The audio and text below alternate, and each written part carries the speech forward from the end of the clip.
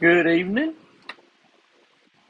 These are your current conditions for the Greenwood area for June the 20th. Sunset at 8:43. We got winds out at southwest at 7. There's scattered thunderstorms in the area. Visibility up to 9 miles, humidity 74%. Tonight's forecast is going to be showers and thunderstorms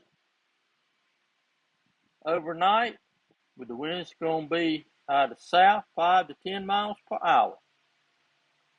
It's going to be around 100% chance of rain.